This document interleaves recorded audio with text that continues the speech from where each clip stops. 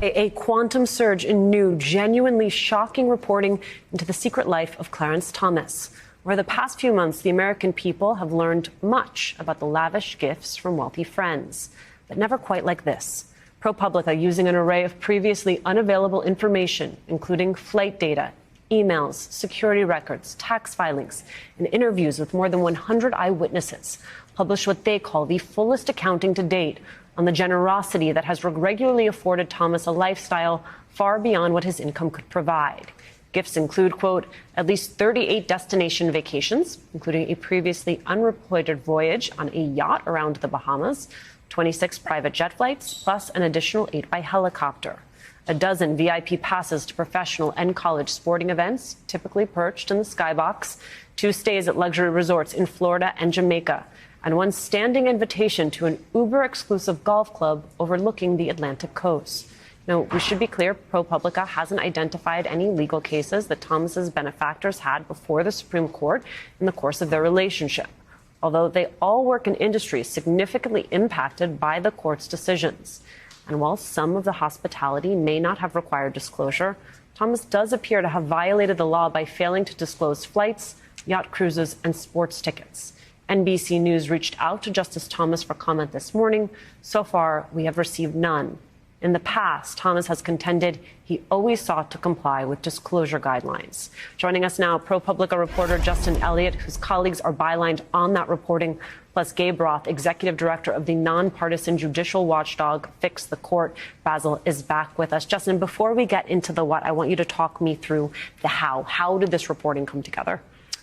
Yeah, well, we started reporting about Justice Thomas's relationship with a single billionaire, Dallas real estate billionaire Harlan Crow, and we published some earlier stories about Crow taking Thomas on vacations around the world, paying tuition for one of his relatives who Thomas had taken in.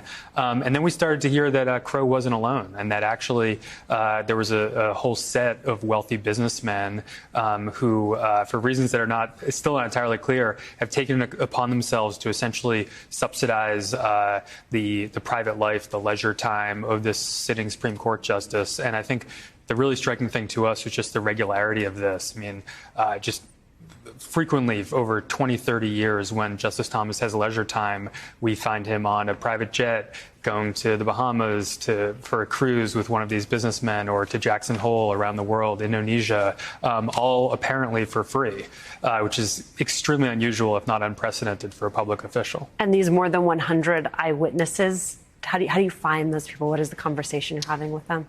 Yeah, I mean, I think one of the insights that we had early in this reporting is if you are living the lifestyle of a billionaire, I mean, Justice Thomas is not a billionaire, he makes $300,000 a year, but living the lifestyle of a billionaire, you have to be surrounded by service workers, people that work on private jets, fishing guides, yacht workers.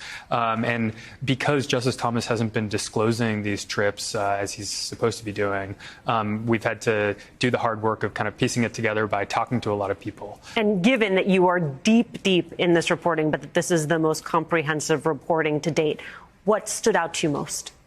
I think it really was the regularity of it. I mean, when we first got into this reporting, single one thing, so much as the pattern. I mean, a type of travel that would just be out of reach for any ordinary person. I mean, one of the trips that we reported on, one of these wealthy businessmen flew Justice Thomas out to Nebraska, had him in a skybox for some college sports games there, then flew him all by private jet to, a multi-million-dollar ranch in Jackson Hole, Wyoming. So the type of vacation that no ordinary person could take, or even somebody that makes a good salary of $300,000 a year. Gabe, some of the stuff truly extraordinary. Here's just one portion of the ProPublica report having to do with Harlan Crow. Quote, in February 2016, Thomas flew on Crow's private jet from Washington to New Haven, Connecticut, before heading back on the jet just 3 hours later.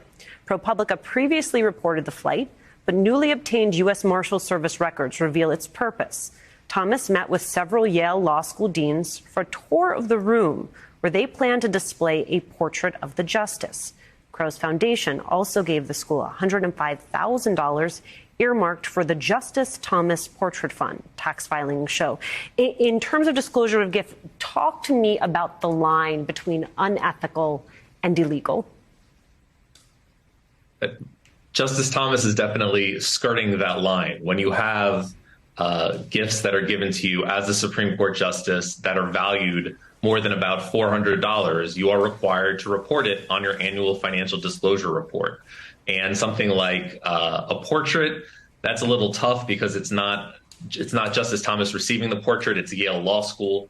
That being said, a private plane flight does not count as personal hospitality, right? There's a personal hospitality exemption in the federal reporting law that says that you don't have to report meals, lodging, and entertainment. But a private plane is none of those things. So his flight to Yale, his flight to New Haven, there and back to D.C. in the day needed to be reported on his 2016 disclosure, and it was not, and that is a violation of law. He can amend the disclosure, but I think the smarter tactic would be to continue to press this with the Committee on Financial Disclosure, the judiciary, who then could press the Justice Department to do a more full-throated investigation into what other laws Justice Thomas might have broken here.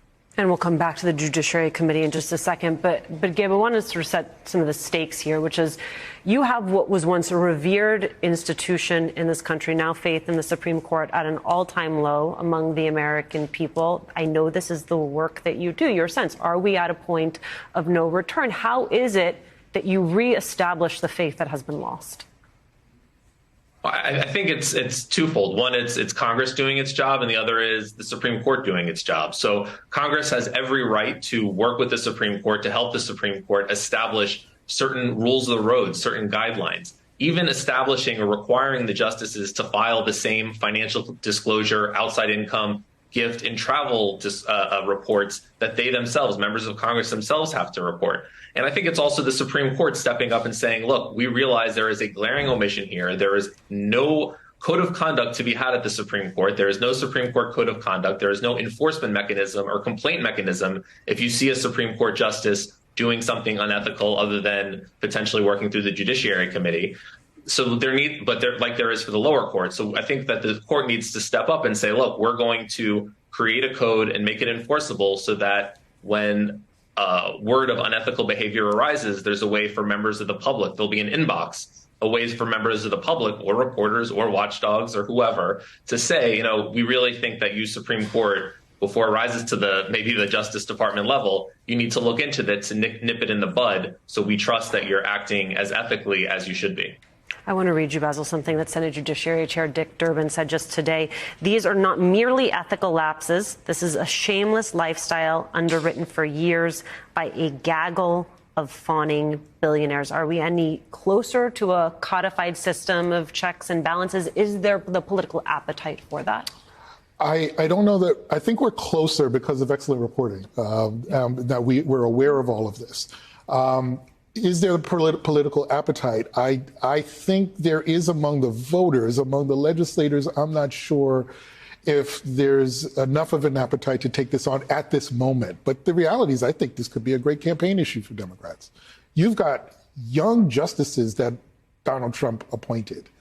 If Clarence Thomas is allowed to get away with this and there's no accountability, all of these justices that are voting in ways that Democrats don't like are going to be living a very similar lifestyle, as you said, having their personal lives supplemented and subsidized, as you said. We're gonna be dealing with young justices who will change the court for a generation, who are clearly, potentially influenced by some of the major financial interests in this country. Why isn't that a campaign issue today? It absolutely should be, and I'll just make this very quick point. For so many voters that feel that because of the lifetime appointments of these justices and the decisions that have just been made, if there are those that feel that they do not have agency in future decisions in affecting outcomes, this is one way to do it. It's to push your legislators to say it's at this moment that we need to start codifying some of these reforms to make sure that this isn't just like me getting a beer from my friend.